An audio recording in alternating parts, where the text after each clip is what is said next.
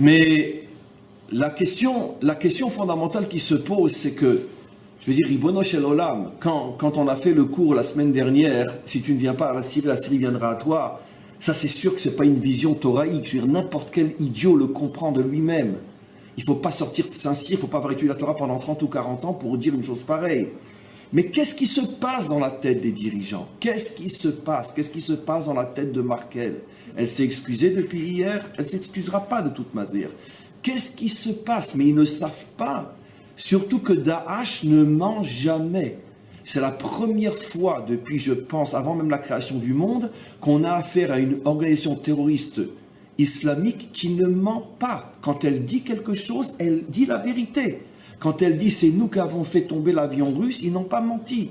Quand ils ont dit au moment des premières vagues de réfugiés « nous nous servons des réfugiés pour introduire en Europe des centaines de terroristes », ils l'ont dit. Ils ne mentaient pas. Donc Merkel le sait, Hollande le sait, ils le savent tous. Pourquoi ils continuent? On ne peut pas sauver 1000 personnes quand on sait que dans les 1000, il y en a 20 ou 30 qui vont tuer 10 000.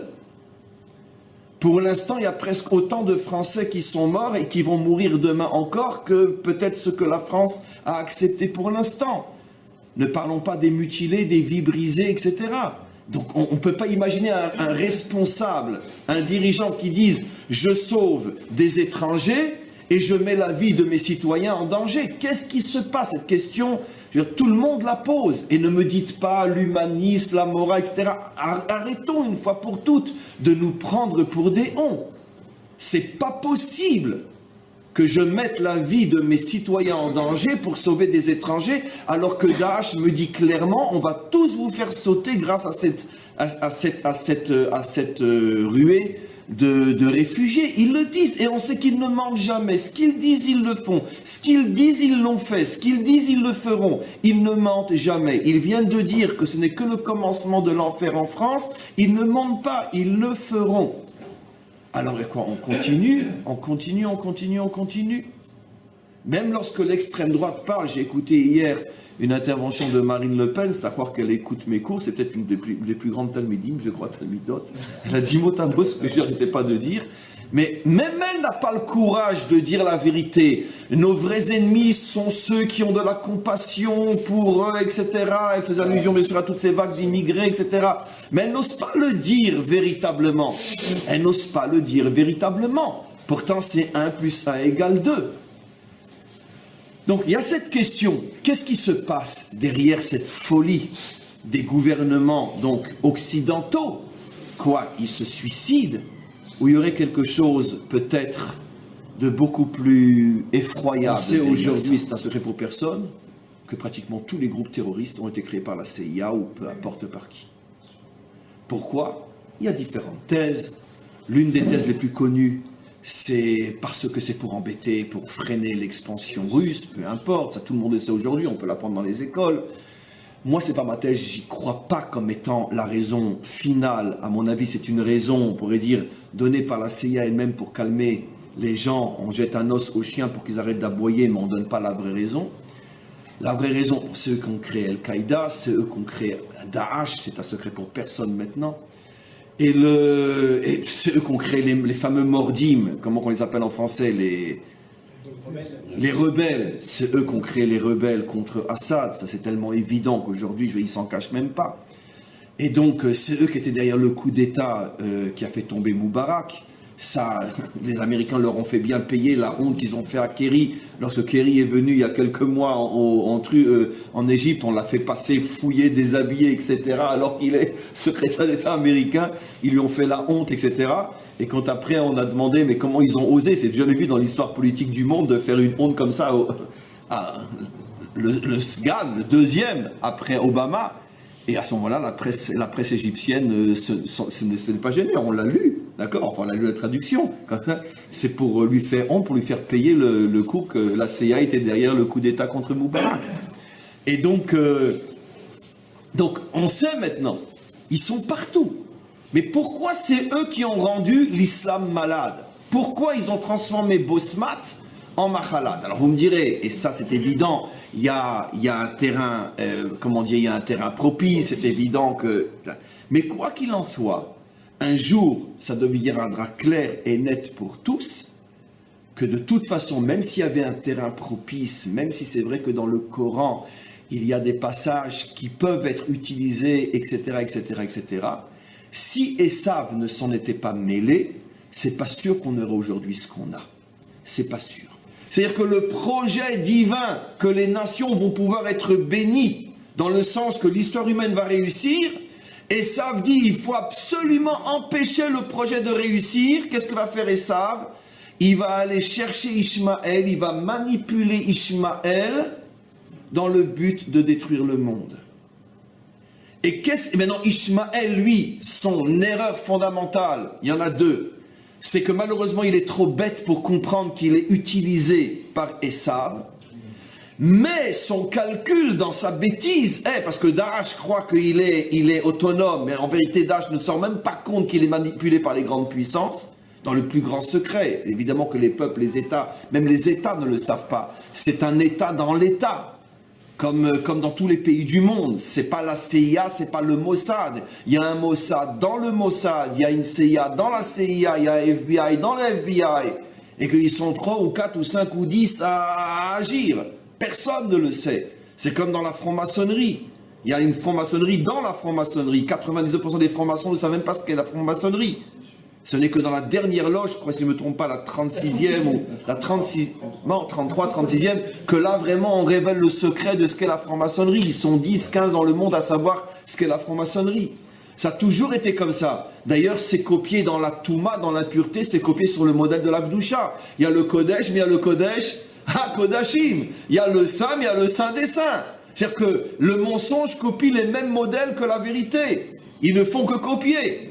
C'est-à-dire que tu es dans le Saint, mais tu es encore à l'extérieur, parce qu'il y a encore le Saint des Saints, évidemment. Et comme dans le Sod, dans la Torah, il y a le secret, mais il y a ce que le Zohar appelle Raza des Razin, il y a le secret du secret. En vérité, le monde est dirigé par ceux qui se trouvent au niveau du Kodesh HaKodashim de l'impureté, du Saint des Saints, le temple de l'impureté. Ils sont peut-être quelques milliers dans le monde, quelques dizaines de milliers dans le monde. C'est eux qui dirigent le monde. Maintenant, regardez, on revient. Qu'est-ce que la bracha donnée à Abraham? Venivrechu becha kol mishpechot ha'adama. Et là, j'ai dit que je tremblais. Quand je dis le mot mishpechot, je tremble parce que je ressens tellement fort les choses. C'est-à-dire que tu béniras les nations à condition qu'elles acceptent le principe de la famille. C'est-à-dire donc la famille, d'abord au premier mot, premier sens du terme, puis la nation, l'État, les identités différentes, les familles. La famille Dinovitch n'est pas la famille Altman, qui n'est pas la famille Abitbol, qui n'est pas la famille Rebibo, etc. La famille Dupont n'est pas la famille Durand. De même, les Français ne sont pas les Allemands. Et les Allemands ne sont pas les Belges. Hachem transmet une mission à Abraham. Pour que le monde soit construit, il faut que le monde se regroupe en familles. Familles individuelles et familles nationales. Mishpechot ha'adama, les familles de la terre. Regardez, le verset ne dit pas les peuples, les familles. Or, Esav, lui, c'est le grand ennemi de la famille. Esav, lui, il veut détruire toute notion de famille. L'homosexualité. La destruction même de la famille, du mariage. La destruction même des principes même de comment on fait un enfant. On n'a plus besoin d'hommes, on n'a plus besoin de femmes. Demain, on les fera dans des éprouvettes. Esav se bat pour faire disparaître la notion de famille. Ça, tout le monde le sait aujourd'hui. Et c'est sorti de Californie. C'est eux les premiers, c'est eux. Californie. C'est sorti de là-bas. Californie comme État américain, peu importe. Le grand combat de Esav Edom, la fin de la famille. Mais nous, les Occidentaux, ce qu'ils n'ont pas compris, c'est que c'est pas seulement, on pourrait dire, le mariage homo qui intéressait Edom. C'est en vérité la disparition de toute notion de famille à l'échelle de la planète. C'est ce qu'on appelle le mondialisme. Mondialisme, il n'y a plus de Français, il n'y a plus d'Allemands, il n'y a plus de Belges, il n'y a plus rien. Il y a un territoire dominé par Edom et l'humanité tout entière transformée en esclave de Edom. Et pour mettre à genoux l'humain, pour casser en lui toute volonté de réfléchir, de se révolter et d'agir, on le terrorisme. On le met à genoux. On lui fait peur. C'est exactement ça le projet de Gog. Le projet de Gog, c'est la mondialisation du monde. Je vais vous apporter une Gemara que je vous ai apporté 1000 fois qu'il le dit. La mondialisation du monde. Et pour ça, il faut terroriser le monde. Il faut le mettre à genoux. Il faut lui enlever toute envie de se battre et d'avoir l'envie d'exister. On veut le soumettre. Esav s'est marié avec Mahalat. Il a perverti, ça fait des décennies que ça a commencé. Les premiers instructeurs de l'islamisme au Proche-Orient étaient des agents de la CIA. On le sait aujourd'hui. On le sait, seulement on ne fait pas le rapprochement entre. Voilà. Je ne dis pas qu'ils avaient une tête d'Américains, mais c'était des agents de la CIA. Je ne dis pas encore une fois que l'islam est patte de mouton. Mais évidemment qu'il fallait un terrain propice. Ils n'auraient pas pu le faire avec n'importe quelle religion, avec n'importe quel peuple. mais ils se servent d'eux. Et avec eux, ça marche tellement bien, ça marche même trop bien, après ils se révoltent contre eux aussi, comme Al-Qaïda avec les deux tours. Bien que c'est pas si évident que ça qu'il n'y avait que Al-Qaïda derrière les deux tours. Il y avait Al-Qaïda, c'est sûr, mais ils n'étaient pas tout seuls à mon avis. Edom est toujours là où est Al-Qaïda. Ishmael est toujours là où il y a un musulman malade, Mahalat. Je veux dire, Essa, pardon, est toujours là où il y a un musulman malade. Bien évidemment, vous avez tous compris ce que c'est la mondialisation. C'est quelques milliers de familles qui veulent régner et transformer des milliards d'autres en travailleurs pour eux. C'est ça, la mondialisation. Maintenant, ne croyez pas que c'est la science-fiction. De toute façon, on le vit déjà. Vous voulez que je vous dise, je vais vous choquer. On le vit presque en Israël. Vous savez quoi? En Israël, d'accord, c'est 15, 20, 30 familles qui se partagent pratiquement toute la richesse de ce pays-là. Oui, oui, on fait partie du monde occidental, nous aussi. Mais vous avez l'impression, vous, d'être des esclaves. Mais non, parce que la subtilité de la mondialisation, c'est qu'elle a comme emblème la statue de la liberté. Ça veut dire on te transforme en esclave, tu ne te rends pas compte que tu ne vis que pour engraisser les autres, tu t'en rends même pas compte. Tu engraisses les banquiers, tu engraisses les instituts de finance, tu engraisses... Et puis dès qu'il y en a un qui ouvre la bouche, il a un accident de voiture et puis on va l'enterrer. C'est comme ça que ça fonctionne. On ne peut pas s'opposer au système. Il est horrible ce système-là. Il est plus horrible encore que ceux qui l'utilisent, qui sont Daesh. Maintenant, Daesh le sait. D'où vient toute la fortune de Daesh? Mais vous vous rendez compte à combien Daesh vend un baril de pétrole au noir?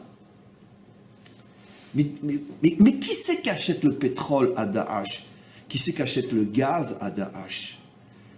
D'accord? Qui vend les armes à Daesh? Qui? Mais c'est Edom. Mais bien sûr, ça c'est pas sur les marchés financiers connus. C'est la première fois dans Daesh qu'on assiste à un mouvement extrémiste musulman ou islamiste, dont pratiquement bientôt la moitié, peut-être un jour la majorité de ses membres ne sont pas des Arabes, viennent de tous les pays. Mais le symbole de Daesh est extraordinaire. Qui c'est qui a mis la bombe dans l'avion égyptien? C'était un Anglais. Qui c'est que les Américains, reste à voir si c'est vrai, viennent peut-être de descendre, le John, le Britannique, d'accord, ils viennent descendre. Mais encore, John était un musulman à l'origine, enfin un arabe, ou plus ou moins. Mais là, on parle que dans les rangs de Daesh se trouvent de vrais blonds aux yeux bleus, de vrais Français d'origine catholique, ou peu importe, etc. C'est intéressant, un mouvement qui prône le califat et qui a dans ses rangs des tas de blonds aux yeux bleus. Comment c'est possible? Mais vous ne voyez pas le symbole qui se cache derrière? C'est l'arme du mondialisme, c'est l'arme de Edom. Et pour bien nous faire comprendre qu'ici il ne s'agit pas, c'est la différence avec Al-Qaïda. Pourquoi le pire ennemi de Daesh c'est Al-Qaïda? Pourtant ils sont tellement proches. Parce que Al-Qaïda c'est de l'islamisme pur et dur. Il n'y a pas de place pour un non-musulman, dans le sens ethnique du terme. Alors que Daesh est une révolution, c'est de la mondialisation islamisme, c'est Esav et Mahalat. Qui est derrière Daesh? Les mondialistes. Qui a fait sauter le Bataclan? Les mondialistes. Qui empêche les Parisiens d'aller à la Tour Eiffel? Les mondialistes. Là, il y a le problème. Et les mondialistes, ils ont des noms déjà très connus aujourd'hui. L'un d'entre eux s'appelle Merkel. Oui, parce qu'il n'y a pas d'autre explication possible pour expliquer ce qui se passe, comment cette personne tellement apparemment intelligente, tellement capable, tellement forte, peut-elle introduire la mort en Europe et que personne ne bouge?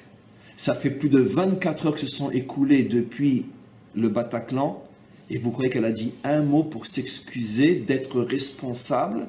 En ce sens que c'est elle qui a autorisé, favorisé, encouragé le passage des Syriens par la Grèce. Non, il n'y aura pas d'excuse. Pourquoi? Parce qu'il y a une complicité. À quel niveau, peu importe, mais il y a une complicité. Le BHV, je veux dire, il n'est pas juif du tout. Pas juif du tout. C'est un infiltré, un introduit. On lui a créé une identité juive. Et surtout que Birla, sa mère, n'est pas juive. Et non, BHV, oui, les magasins BHV. Et donc, il n'est pas juif du tout, ce bonhomme. Mais seulement, comme il parle, comme qu'à chaque fois qu'il ouvre la bouche, c'est pour dire des énormités, des horreurs. En plus, on croit que c'est un juif, donc vous voyez bien les youpins, vous voyez. Mais ils ont bien calculé le coup. Lui, c'est le porte-parole des mondialistes, lui. Le porte-parole des mondialistes en France, c'est BHV, d'accord? Je veux dire, il est vrai qu'il s'est excusé sur tout ce qui se passe en Libye aujourd'hui. Et vous savez ce qui se passe en Libye aujourd'hui? Mieux vaut aller en enfer que de vivre en Libye aujourd'hui. Vous voyez qu'il s'est excusé, vous voyez qu'il a dit quelque chose? Rien, rien, mais plus personne ne parle de la Libye. Tout le monde est resté sur l'idée que ça y est, le dictateur est parti, c'est le paradis aujourd'hui. Mais même un cauchemar, il est plus doux que ce qui se passe en Libye aujourd'hui. C'est 2000 têtes coupées à la seconde là-bas. Plus personne ne parle de ce qui se passe, plus qu'il s'est excusé. Mais tout est calculé, tout est calculé. On enlève l'identité, on met les gens à genoux, on sème la terreur. BHV, porte-parole français des mondialistes. Et on continue. Maintenant, qu'est-ce que j'étais en train de dire? Donc maintenant, nous, par rapport à nous, je reviens maintenant. Alors, par rapport à nous, le problème, il est le suivant. Où on s'insère dans ce problème de Gog et Magog? On l'a expliqué. Le peuple juif est porteur de la bénédiction de Venivrechu Bera Kol Mishpechot Adama. On est ceux qui sont censés faire comprendre au monde que l'humanité ne pourra s'en sortir que regroupée autour d'un père, d'une mère, d'un fils, d'une fille, d'un territoire, de frontières, d'une identité, du respect de l'identité nationale, etc. Chose qui aujourd'hui, ça s'appelle le langage de l'extrême droite. D'accord? Je suis un facho quand je parle comme ça aujourd'hui, parce qu'ils sont très forts, ils sont arrivés à nous faire passer nous pour des fachos. C'est ce dont souffre tellement Marine Le Pen. Et puisque à chaque fois qu'elle dit quelque chose qui est tellement juste, on dit oui, ben évidemment, c'est l'extrême droite, c'est une facho. D'accord? Mais bon, c'est pas que je suis d'accord avec elle, mais quoi qu'il en soit, je veux dire, c'est la dernière Française qui reste en France pour l'instant. Ceux qui ont le plus droit, qui se sont mis d'accord, les gens influents, etc. Pas forcément, quand j'ai les dirigeants, pas forcément ceux qu'on voit, parce que comme on sait aujourd'hui, qui c'est qui dirige le pays? C'est les grosses fortunes, c'est ceux qui sont liés avec la découverte du gaz, etc., etc. Enfin, donc, comme dans tous les pays, c'est comme ça. C'est pas Hollande qui dirige la France, évidemment. C'est pas Bibi qui dirige Israël, évidemment. D'accord, il est un pantin entre les mains même de fortune américaine, pas seulement juive israélienne, etc. Et donc, il y a un consensus que, ça y est, il est temps maintenant, à l'heure d'Internet, le monde est devenu un village, ils vont tous devenir nos esclaves, et nous on va s'engraisser encore plus pour des millénaires, nous et nos enfants et nos petits-enfants sur le compte de tous ces imbéciles qui gobent tout ce qu'on leur raconte. Ça c'est le Erev Rav. Le Zohar nous a prévenus il y a plus de 2000 ans, c'est le Erev Rav. Ça sera le grand combat du Mashiach contre le Erev Rav. Et maintenant, Acharon Chaviv, on a cette fameuse Gemara, et que je vous ai déjà rapporté des centaines de fois, mais qu'aujourd'hui vous comprendrez comme jamais vous l'avez compris. Premier daf de Masechet Avodah Zarah, qui dit qu'à la fin des temps, Hachem veut réunir tous les peuples pour faire le grand jugement. Et qu'est-ce que dit le Talmud? Ils viennent tous mélanger. Birvouvia. Be'irvouvia, Erev Rav, Be'irvouvia, on ne sait plus qui sont les Français, que ça se passera à un moment où la mondialisation aura commencé déjà à faire ses dégâts. Be'irvouvia, qu'est-ce que répond le Talmud, écrit il y a plus de 2000 ans? Hachem nous dit non, pas de mélange devant moi. Je veux chaque peuple avec son identité, chaque peuple avec son drapeau. Et ça prend un temps fou jusqu'à ce que les peuples arrivent à se reconstruire. Le Mashiach a gagné, fin de la mondialisation et redémarrage, après des millénaires de souffrance, redémarrage du monde. Ce qui veut dire que le Talmud nous affirme qu'au moment de la délivrance finale, le monde sera sous le signe de la mondialisation Irvouvia et Erev Rav, ce qui veut dire que Hachem lui-même n'y reconnaîtra pas les siens et sera obligé de remettre chaque chose en place. C'est ce qui se passe aujourd'hui aux États-Unis. Je vous signale qu'il y a seulement quelques mois, je ne sais pas si c'est passé, Obama voulait voter une loi pour donner la nationalité américaine d'emblée à plus de 3 ou 4, 5 millions de Mexicains, etc. C'est passé? Elle est passée cette loi-là? Elle n'est pas passée? Bon, ok, d'accord, mais la preuve que la tentative était là. Bon, les mondialistes aujourd'hui, on les connaît. Le chef de tous, c'est Obama. Il n'a été élu que pour ça. Il a été élu par l'agent de Soros, qui est un juif déguisé, c'est pas un juif, Soros. Tout le monde dit que c'est le grand banquier juif, c'est pas un juif. Lui fait partie des infiltrés aussi. Surtout que dans son passé, je veux dire, on ne sait pas trop, il semblerait que, je peux pas en dire plus, mais fouille un petit peu son passé. Pendant l'époque nazie, c'est bizarre, c'est complètement étouffé, mais peu importe. En tout cas, il se fait passer pour un financier juif, mais il est juif comme ma chaussette. Mais quoi qu'il en soit, c'est le grand financier, c'est lui qui a créé aussi BDS, Soros. D'accord, comment on appelle ça, le kherem, le boycott contre, etc. Et donc, c'est mieux de mettre un juif en avance. Vous voyez, on n'est pas antisémite, hein, c'est un juif Soros, hein, tu penses bien, c'est un juif. Et donc, Donc Obama, c'est évident que dans notre génération, à moins que je me trompe, c'est lui vraiment celui qui est tout en haut de l'échelle, mais il en a d'autres, il a Markey, il a machin, etc. Tous ceux qui aujourd'hui, il ne faut même plus attention d'ouvrir la bouche, tellement c'est gros ce qu'ils sont en train de faire, tellement c'est évident. Et il y a tous ceux qu'on ne connaît pas, il y a peut-être des juifs, des vrais dedans, alors ça n'a rien à voir, on peut être un juif et une sale crapule, ça n'a rien à voir, et grâce à Dieu qu'on en a des juifs qui sont des sales crapules. Il y a des juifs, il y a des catholiques, il y a des musulmans, il y a de tout là-dedans. Mais le but, c'est de quoi? D'arriver à une mondialisation d'une caste qui domine le monde. Voilà. Maintenant, qu'est-ce qui va se passer? Et je termine. Le Malbim, une fois de plus, nous a expliqué. Quand Ishmaël, Malbim, Yecheskel, chapitre 38. C'est les mots du Malbim. Quand Ishmaël va se rendre compte qu'il est en vérité manipulé par Édom, et que le but d'Édom est qu'une fois que Ishmaël aura fait le sale travail, Édom va lui dire, va te faire voir maintenant, toi aussi. Parce que va arriver un jour où Daesh, Al-Qaïda, etc. se rendent compte que finalement, on se sert d'eux, bien que, je veux dire, ils ont leur part de satanisme aussi, mais en quoi on se sert d'eux. À ce moment-là, qu'est-ce qui va se passer de le Malbim? Malbim écrit il y a presque 200 ans, ils vont se retourner, ils vont s'entretuer, d'accord? Et qui va sortir vainqueur? L'homme, le vrai, Adam. Parce qu'à force de s'entretuer, ils vont nous foutre la paix, et c'est comme ça que le monde va être récupéré. Et il y a eu un sursaut de cette prise de conscience, c'était bien sûr avec le grand, je dis le grand, excusez-moi, le grand Osama Ben Laden, d'accord? C'est le premier qui a ouvert les yeux et qui a compris ce qu'on était en train de lui faire faire. Quand il a compris que c'était fait avoir d'abord par les Russes, après il s'est fait avoir par les Américains, et que finalement le but des Américains c'était de s'en servir pour foutre la pagaille et après s'en débarrasser, il a dit non, non. Lui, d'une certaine manière, peut-être que ça fait partie de la tchouva de Ishmaël, peut-être, de prendre conscience que finalement, celui qui est en train de le corrompre et de le... Voilà. Donc, Bekitsu, moi, en ce qui me concerne, j'ai terminé. Mes amis, toute la presse mondiale et le monde entier va être maintenant focalisé sur l'islamisme. Et tout ça, c'est bien orchestré, d'accord, pour que personne ne voit ce qui se cache derrière le premier train. Édom se cache derrière Daesh. Et en vérité, les véritables responsables de la tuerie à Paris sont des Occidentaux, dans le sens idéologique du terme, même s'il y a des Arabes parmi eux, ils sont des Occidentaux quand même, sont des Occidentaux, la majorité sont de vrais Occidentaux, et ça ne fait que commencer. Ils sont arrivés maintenant à la dernière phase, d'après leurs calculs à eux, la mise à genoux de l'Europe afin de terroriser le monde et de prendre le pouvoir. Ce qu'on appelle, nous, la guerre de Gog et Magog. Et en même temps qu'ils vont essayer de faire s'effondrer l'Europe et le monde, ils vont se focaliser de plus en plus sur Israël, les pressions vont devenir de plus en plus terribles. Comment qu'on va s'en sortir? À vision humaine, aucun espoir. À vision humaine, il n'y a que le Nes. En lanu al mileishaen, et là, à la vinu sheba shamaim. On ne pourra plus faire confiance à personne que au maître du monde.